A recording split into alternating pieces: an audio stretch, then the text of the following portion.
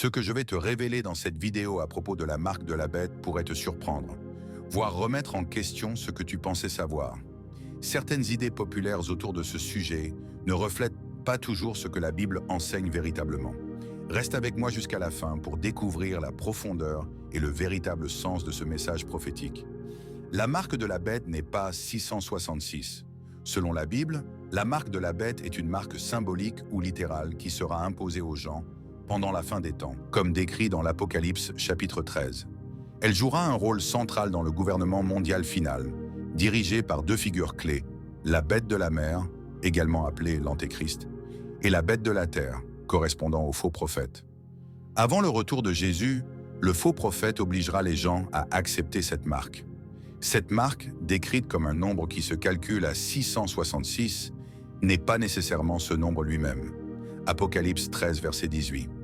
Le nombre 666 est symbolique de la rébellion de l'homme contre Dieu, car il est inférieur au nombre 7, qui représente l'achèvement et la perfection divine. Selon l'Apocalypse 14, versets 9 à 10, accepter de recevoir la marque de la bête est un péché impardonnable. D'après les Saintes Écritures, ceux qui l'acceptent subiront la colère de Dieu et un tourment éternel, car porter la marque signifie prêter allégeance à l'Antéchrist et par conséquent le rejet de Dieu. C'est pourquoi le faux prophète obligera les gens à accepter la marque sur leur main droite ou leur front, nous dit l'Apocalypse 13, versets 16 à 17.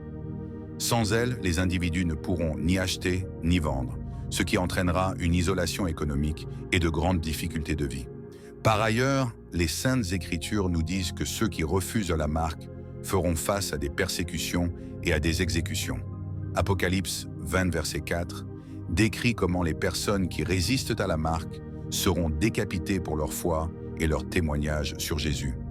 Cependant, pour les croyants, la marque ne devrait pas être redoutée car la vie éternelle attend ceux qui restent fidèles à Christ, même s'ils souffrent et meurent pour l'avoir refusé.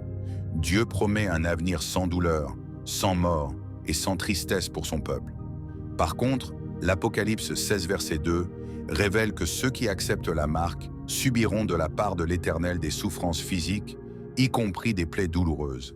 Cela fait partie du jugement divin qui sera infligé à ceux qui s'alignent avec l'Antéchrist. La nature de la marque implique l'adoration de la bête, et ceux qui la rejettent feront face à la menace de la mort, telle qu'expliquée dans l'Apocalypse 14, versets 9 à 10.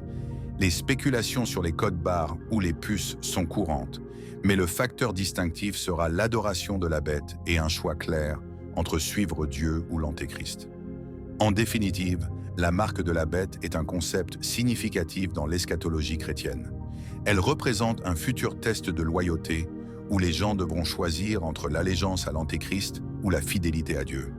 Bien que les détails de son apparence et de sa mise en œuvre restent incertains, ses implications spirituelles et éternelles sont claires. Ceux qui l'acceptent subiront la colère de Dieu, tandis que ceux qui la refusent souffriront d'une persécution temporaire, mais recevront la vie éternelle.